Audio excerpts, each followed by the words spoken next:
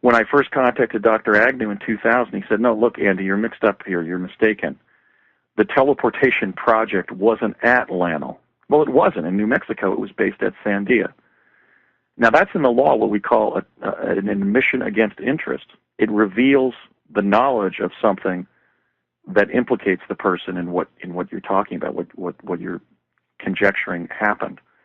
So I'm going to be describing statements made by scores of individuals that established that this project existed. In fact, that's why I took the long view here. I was playing the long game. I knew if I gave it 10 years, I'd find enough people who would corroborate as either primary or secondary witnesses the mere fact that the project existed, which really is going to force a paradigm shift in our thinking about what the U.S. government was involved in the latter half of the 20th century. That's right, because you took 10 years and did trips to Mexico to corroborate your story and go over and talk to people and get testimony and all this information before you ever came out and spoke about it, didn't you? Yeah, let me just give one other example. These examples are just at random. I mean, I haven't even prioritized them because I have dozens of confirming statements from project principals. Let me just describe Ivan Browning. I had remembered a lunch that I had attended in New Mexico, again, at one of these famous Mexican restaurants in Old Town Albuquerque, which were then the leading Mexican restaurants, they probably still are, in New Mexico. And that was sort of where the project principals would have lunch or dinner and then maybe drift off to a bar and continue the conversations. I was involved literally probably in 100 such meals with my father and the other engineers from Parsons, with Dr. Agnew. Sometimes some of the other Manhattan Project physicists were there. Edward Teller, Dr. Sterling Colgate from New Mexico Tech was at some of those meals. And I was literally hanging out as a child with the U.S. physicists and science administrators and electrical engineers who were creating a time travel capability for the U.S. government. So I had remembered meeting Dr. Ivan Browning at a lunch. Browning had served as the director of the Directorate of Science and Technology for the CIA between 1959 and 1974. I remembered the fact that my father had corrected himself and said, "Oh, Ivan, I didn't realize your name was Ivan. I thought it was Ivan." And then I remember Dr. Browning explaining, yes, my mother was Norwegian, so my family spelled my name Ivan with the Norwegian spelling of Ivan. So I did some research on Ivan Browning, and I first found his daughter, Evelyn Browning Garris.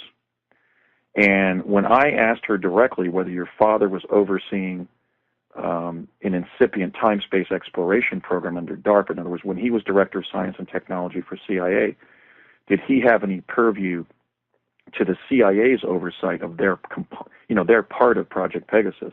Because, of course, we were deriving intelligence that was then forwarded in reports to CIA, and we were involved in an intelligence program. And I had found previously that my father was essentially the point man between Parsons and the CIA on the project. And she clammed down and said, "Well, maybe in the future someday I can confirm or deny your question." So she basically clammed up. I then went to the individual who I researched, and I found that he was holding 60 or more of Ivan Browning's residual patents. Ivan Browning is deceased. I found Dr. John Peers working right here in Vancouver, Washington, where I reside. And I had several very informative lunches with John Peers. And I started sharing some of the technical terms that I remembered from the time travel experiences that I was directly involved in on the project. I remembered, for example, that when the holograms of the chronovisors would collapse, we would find ourselves immersed for about 90 seconds in a field of supercharged particles called scintillation. And I said, "John, is that a technical term? Is that from the realm even of quantum physics?" And he said, "Yes, scintillation describes the properties of supercharged particles performing in a certain way." And again, I'm not a physicist. I'm not even a scientist. I am a lawyer and a former journalist. I did a very limited course of studies in science as a college student and graduate student. Mostly in math and natural history subjects related to my environmental law course of studies. I'm well educated. I have a number of degrees, but I am not a scientist. So here I find the person holding the residual patents of one of the project people I remembered interacting with at lunch was confirming the validity of different technical terms I was sharing from the project, in the same way that Brett Stillings just confirmed that there's no way I should have even been talking about bismuth as the element from which the crystal array in the chronovisor was made. So then I learned that Browning had done a series of climate change studies for the CIA. He had directed a kind of a study group that was exploring whether the greenhouse effect would ultimately pitch us into global cooling, basically a new ice age, along the lines of the premise presented by Art Bell and Whitley Strieber in The Coming Global Superstorm, that once there's enough melting, there'll be a dilution of the oceans, the Gulf Stream will fail to continue to bring warm water from the equatorial regions up to the polar regions, and we'll suddenly have a cold snap like your freezer freezing over on a hot July day when you have enough melting of the ice in the refrigerator. And I was lucky to find Cliff Harris, who was one of those climatologists working under Dr. Browning. I found him through the good graces of Robert Felix, the Ice Age researcher. And I started to narrate everything I've narrated in my radio interviews about the teleporters, the chronovisors, all the different forms of quantum access and time travel that I was involved in as a child in Project Pegasus. And Cliff literally stopped me on the phone, and he said, "Andy, you don't want to talk about this on the phone. This stuff remains classified. You may be getting yourself in some danger here. I can confirm that in the early 1970s, when you say you were a child on the project, I was doing the CIA's Ice Age studies with Ivan Browning. In fact, I was the youngest person.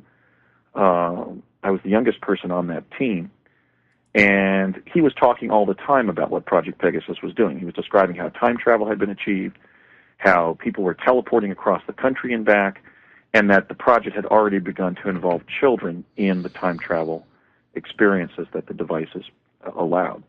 So here we have a principal climatologist for CIA who worked directly with Browning, who, after I contacted with him, remembering the lunches that we shared with Ivan, confirmed that Ivan stated and corroborated what I would later say Project Pegasus had achieved. Now that's hearsay. That's basically an out-of-court statement, a secondary statement offered to prove the truth of the matter that I'm asserting, that Project Pegasus developed time travel technologies. Right. Unless he was nice enough to sign an affidavit.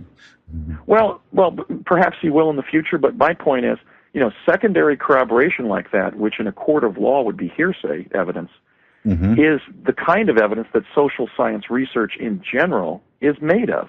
I mean, when Margaret Mead came back from Samoa and she said what the Samoans do, we didn't require affidavits from the Samoans. We relied on her status as a PhD, as an academician, and we were relying on her integrity of what she learned or what the Samoans told her about their culture. Okay, I'm doing the same thing. I'm going out in American culture, and I'm coming back with these secondary accounts, and in some cases primary accounts like Brett's, that he met me, that his father revealed to him that that we had the encounter with the boundary layer material that weekend, and our fathers both worked for major defense contractors involved in secret work for the U.S. government. But my point here is that I'm not trying to prove a legal case. I'm performing social science research.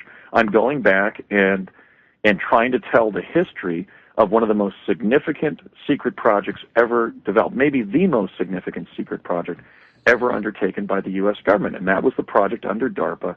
to literally give the U.S. government a time travel capability that 40 years later remains secret. So I stand by these secondary accounts because they're good enough for any other form of social science research. Given that, now, there's been some time passed since you've been in the program. Who knows where they could be at with this technology today? What would you like to see of that technology today and now? Well, I'm kind of trying to inspire society by talking about what the project achieved, and I'm also kind of framing a warning. the inspiring thing is that, look, we're going to be going from 7 billion people on this planet to 9 billion by 2045. The world may not be overpopulated in a total sense, but certainly the urban areas are highly congested.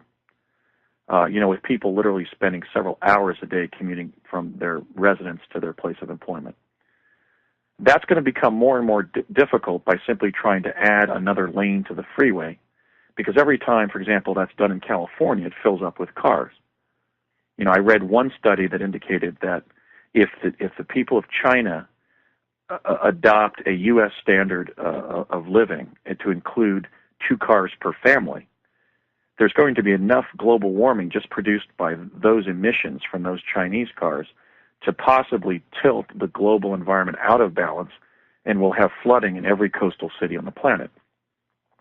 And that's disturbing, not in and of itself, but because of the fact that 70% of humanity lives within a 1-hour car drive of an ocean. So we can't have that happen if we want to save civilization. So on the level of inspiration, I'm trying to communicate the idea that, look, this project developed teleportation that was fully operational and functional for human beings. Yes, there was a grievous accident in which one of the children in the project lost his feet teleporting to Santa Fe, but people lose their feet underneath 16-wheelers. They lose their feet under the dash of their automobile when they're involved in some kind of tragic accident. All forms of transportation involve danger. What we know about teleportation is it will allow for, particularly for long-distance transport of human beings, that is faster, easier on the traveler, less costly, and less environmentally destructive. It'll basically involve an order of magnitude improvement on the ability to get somebody from point A to point B.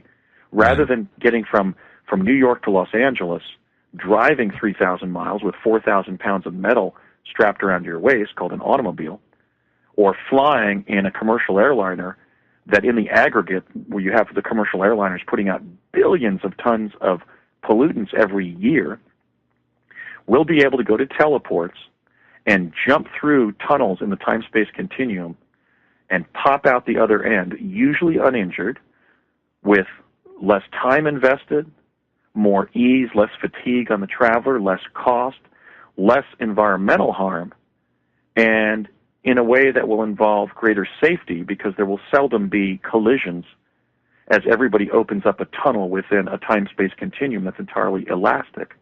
Unlike automobiles or planes or trains, where you can have a collision with an object or another vehicle.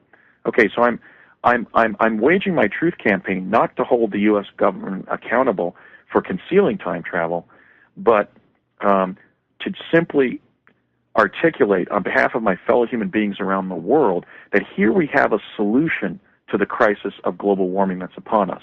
Whether we believe that crisis doesn't exist, or whether it's caused by natural factors or human factors or some combination thereof, you cannot argue with the concept that a more efficient form of transport will be more environmentally benign, even with particulates or with gaseous byproducts of conventional forms of transportation. There'll be fewer respiratory diseases.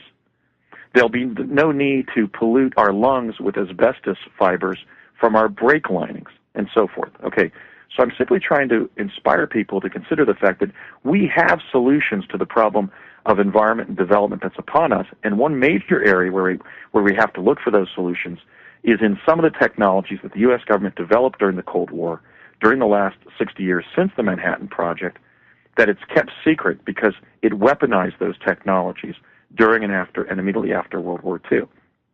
Wow. There are other positive things that can come about through declassifying these technologies.